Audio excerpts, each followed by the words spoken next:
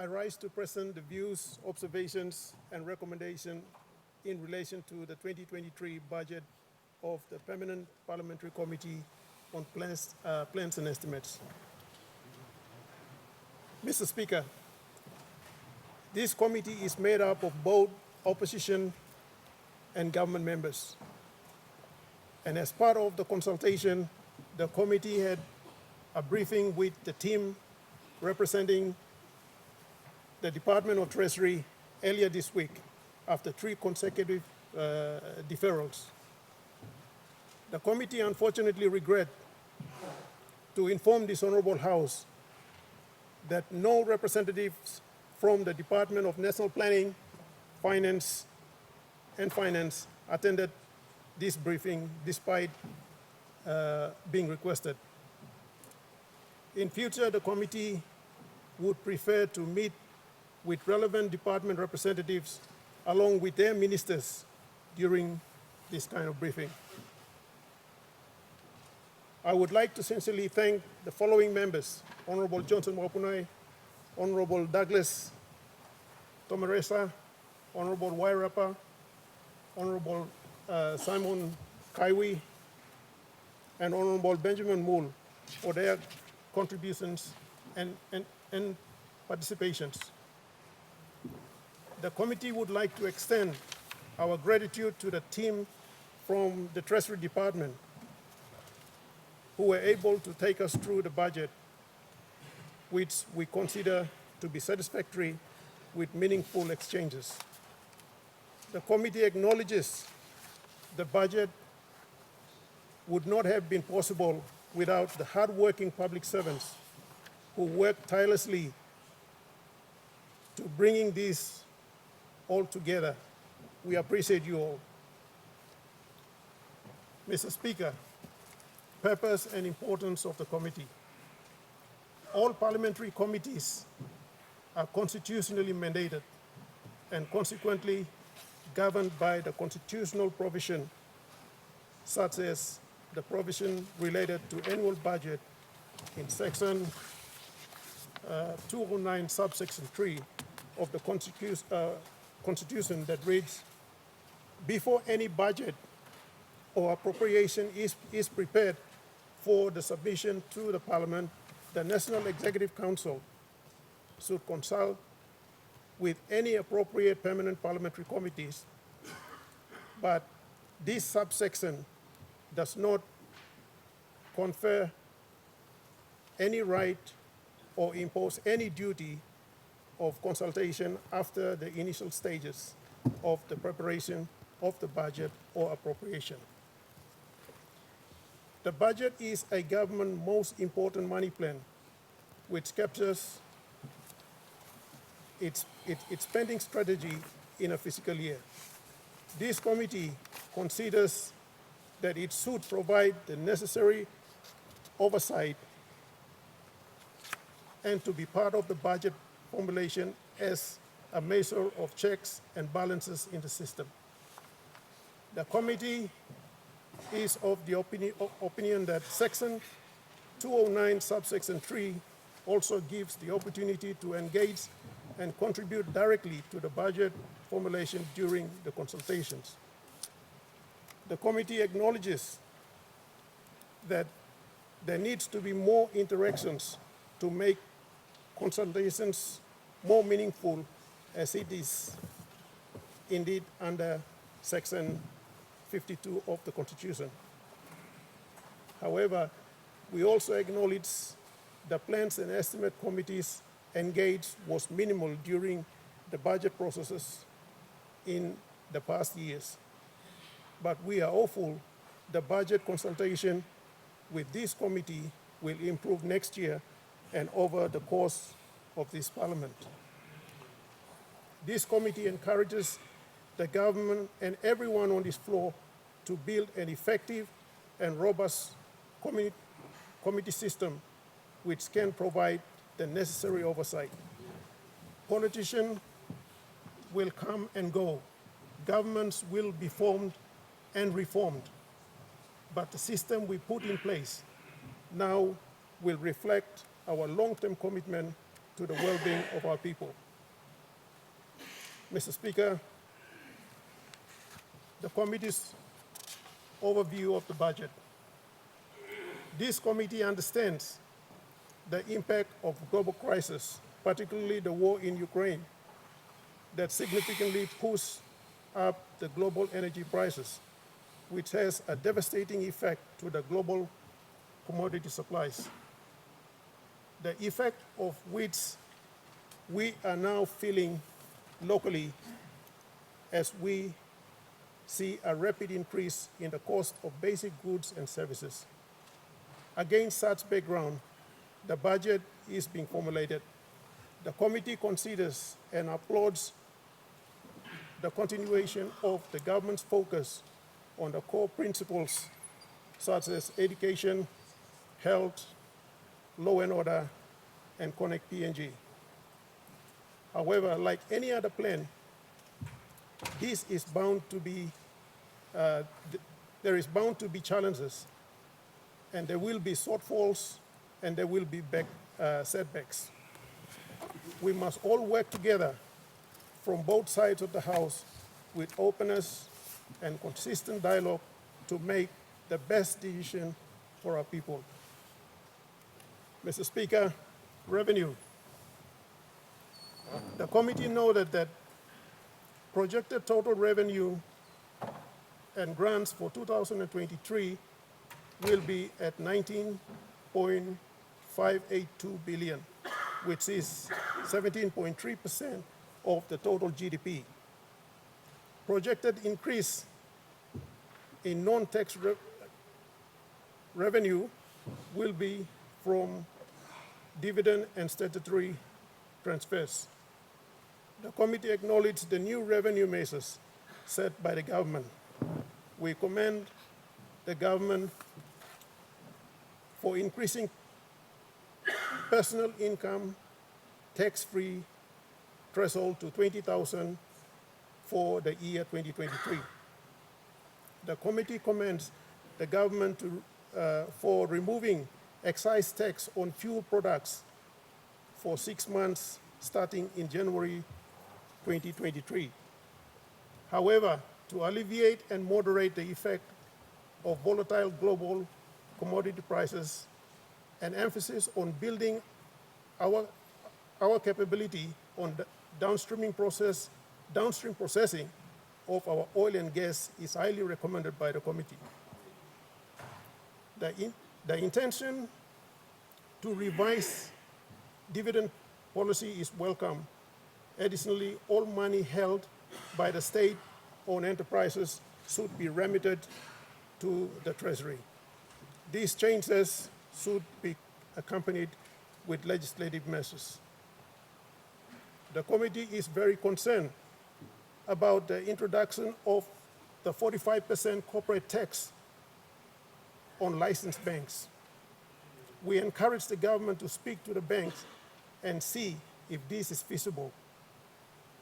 These are commercial banks, and they will always protect their shareholders' interests, usually by passing these new costs of doing business to the customers. The committee welcomes the introduction of a one-off 493% increase on the excise duty on anti-social drinks to discourage alcohol consumption. However, the impose of tax demerit goods causes escalation.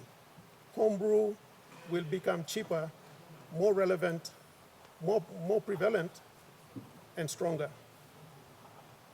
We also noted that the government's commitment to increase progressive export duty rates for unprocessed logs by 20% to discourage export of logs. This is an active measure to support the United Nations Biodiversity and Climate Change Trust for Papua New Guinea, Trust Fund for Papua New Guinea. We urge the government to proceed cautiously as we do not intend to tax the industry to death.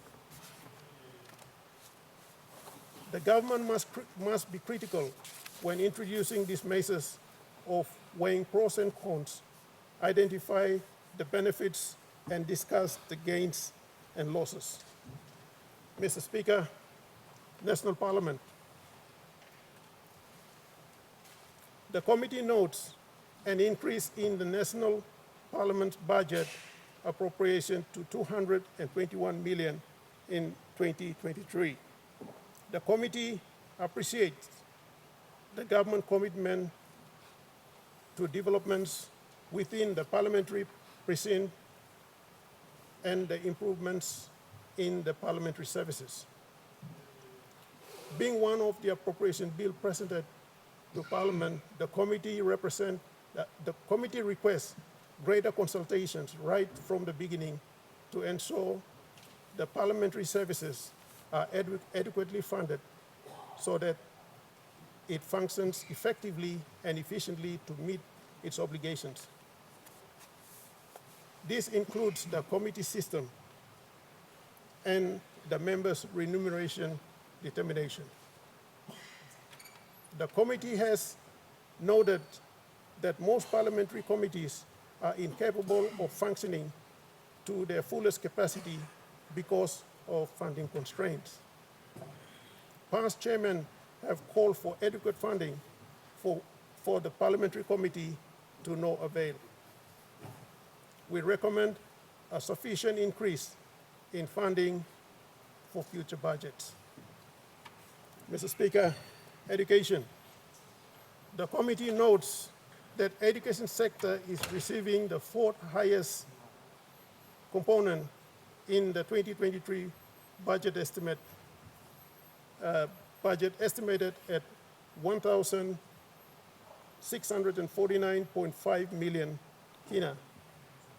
Sadly, Mr. Speaker, there is no emphasis on quality of education. We noted that the entire budget is focusing on quality over quantity over quality.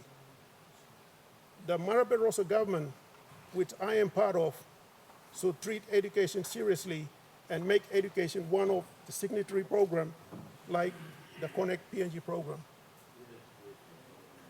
In doing so, the focus on quality over quantity of education must be treated as the #1 priority in all education programs.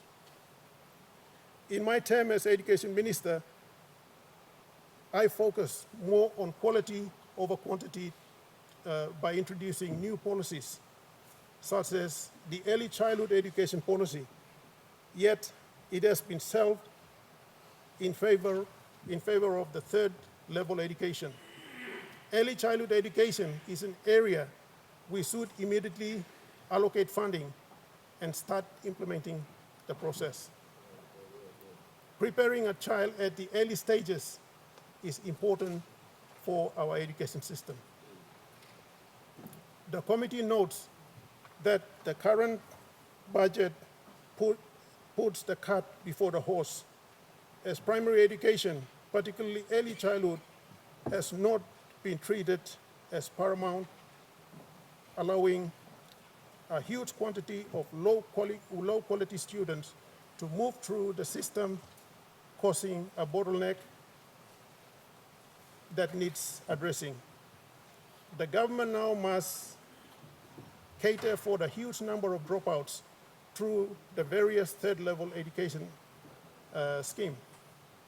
For quality education, primary or early childhood education must remain the #1 priority of any education programs. An important area that has been neglected by all governments and must be treated equally important as others is the teachers' welfare. Many of us do criticize teachers and say all kinds of things against them to say they are not working. But being in the system, I've seen teachers sitting all night while all of you may be sleeping, may have good rest. Teachers do not have rest. And sometimes we don't worry about their welfare. We don't care how they live.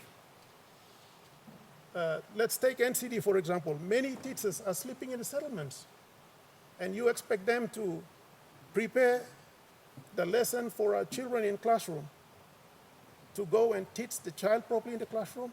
No. So we have to consider somehow teachers' welfare must come into play.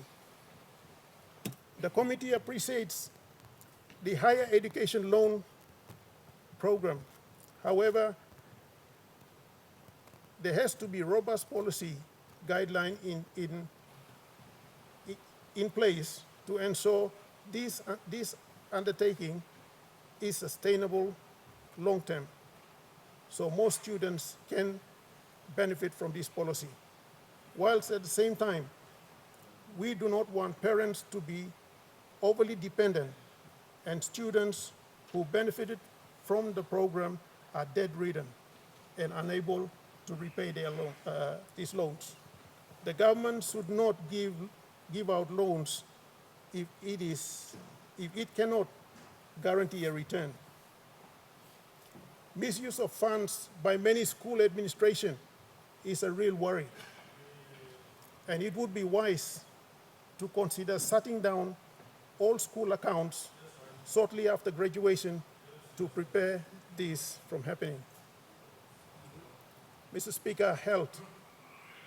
The committee notes that allocations made to health sector stands at 2,335.3 million kina. Key government priorities are to support increased health workforce at all levels, ensure timely medical drugs supply deliveries, increase accessibility to health services, support medical research, and improve health facilities. The committee notes a substantial amount of the health budget of 236.31 million allocated to medical supplies, procurement, and distribution. The committee feels there must be some form of oversight to this expenditure. Public servants, individuals, and businesses need to be accountable to Parliament. We need to see exactly how this money is being spent, and if it is really going to its intended purposes. This committee encourages the government to implement the recommendations set by the Public Accounts Committee in its report of 2020. The committee recommends to this Parliament to appoint a permanent parliamentary committee on health to look into matters not covered under the jurisdiction of Public Accounts Committee as it relates to health. Health is a big sector, and there must be a parliamentary oversight. We commend the government for funding the cancer unit at the Port Moresby General Hospital. It's been a long time coming. The committee supports the government. The committee supports the government's commitment to work with churches to deliver basic health services to remote parts of the country. While saying that, I just want to say to all the churches, I want to take my hat off you, because where there's no government services in a very remote area, where you find churches, you will see some flow of services, and that is through churches. So thank you, church. Thank you for working with us. We will continue to use you as our biggest partner to deliver those basic services.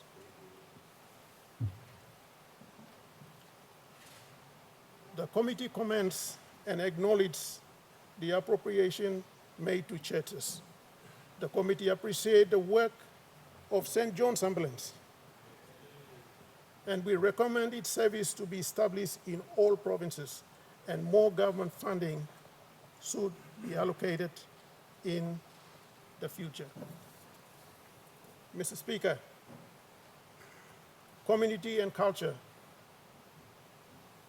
The community and culture sector has received the lowest of the allocation at a total of 187.3 million. Key policy priorities include limiting gender-based violence,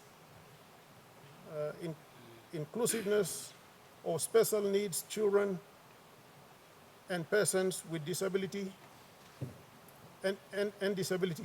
The committee acknowledged the 7.1 million kina set aside for the gender-based violence. Although more violence is perpetrated towards women than men, it does not mean men does not suffer domestic violence. Those administrating this allocation should look at both sides and avoid sexist discrimination. The committee feels this sector has not been given the attention and recognition it deserves. Future budget should be more proactive. This is the sector is widely viewed as being responsible for restoring morals and values to our people, strengthening family units and cultural identity, instilling Christian principles, and prioritizing youths. Mr. Speaker, economic. The committee acknowledges the key government policy on economic sector, including strengthening agricultural interventions, market accessibility, and SME interventions, addressing structural impediments, downstream processing, and import substitution, economic zones, and enhancing trade and investment. The committee noted the labor and mobility initiative to encourage women and discourage groups, to engage women and disadvantaged groups to take advantage of the employment opportunities in Australia, New Zealand, and elsewhere. Mr. Speaker, the committee commend the government's decision to setting aside the 7% of the state-owned enterprises. We urge the government to expedite the establishment of sovereign wealth fund and ensure stringent measures are in place to safeguard those funds for the benefit of future generations. Mr. Speaker, law and justice. Law and justice has been a significant increase in funding. A key announcement was an increase in police force of 5,000 to 8,400 personnel by 2027, and support prison rehabilitation programs at the domestic level in line with the key policy priorities. On an external level, policy priorities include enhanced national security through strengthening PNGDF, air, land, and naval capabilities.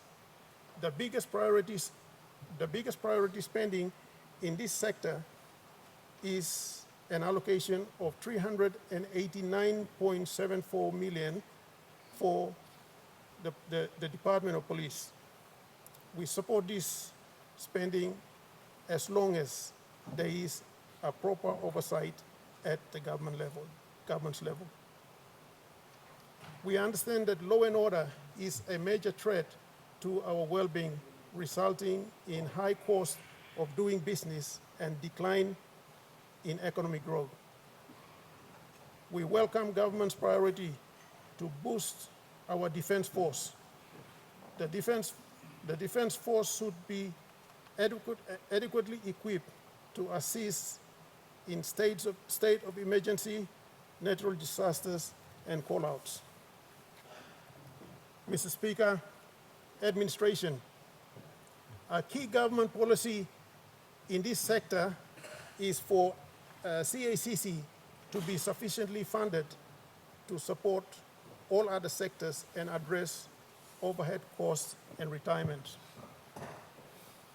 Highest priority spending in this area captured in the 2023 budget is 480 million for the 7 new districts.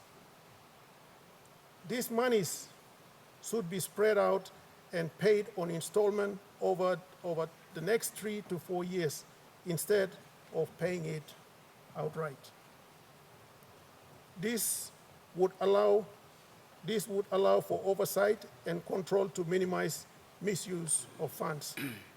Much can be done with less money, as we have witnessed some local MPs using the limited DSIP to develop their districts. The committee commends and encourages the contribution of the retirement program, of which 300 million has been allocated. The committee has noted an allocation of 100 million for Wosera IDG, which is commendable. The committee feels Wosera and Pogera should be started as soon as practicable, provided all requirements are satisfied.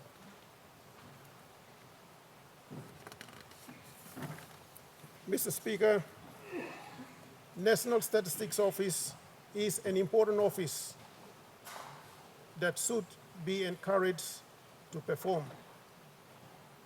They can give us data and figures we need to frame policies and plans. There is a need to employ competent people to increase performance in this office. Mr. Speaker, transport. The committee supports transport sector initiative to connect PNG and opening economic corridors. The transport sector will see a 52.8% increase in the 2023 budget. But with just over 2 billion allocated to capital development. Mr. Speaker, provinces. Provincial administrators have a bigger budget to work with, seeing their funding climbing to 5.2 billion to fund range of capital and operational provincial activities. The committee supports this allocation to the provinces. Powers should be decentralized from Waigani to the province for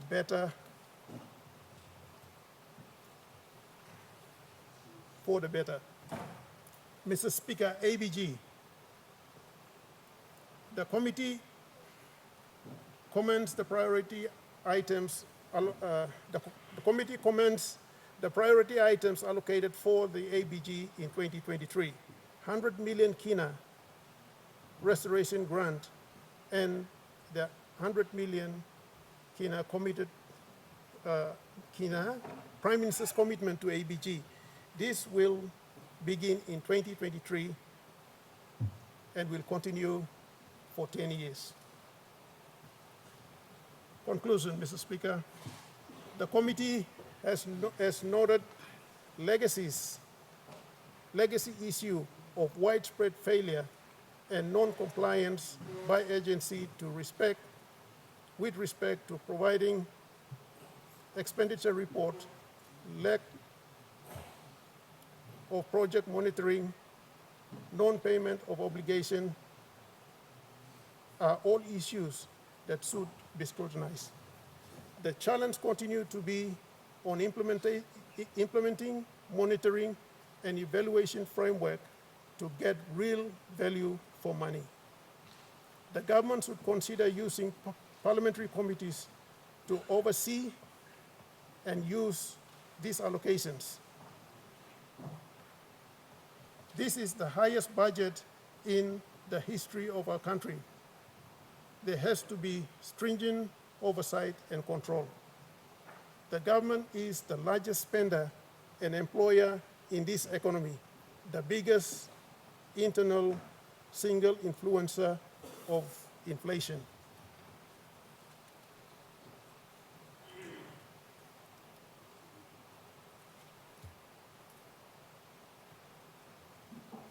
The committee also calls for fiscal discipline.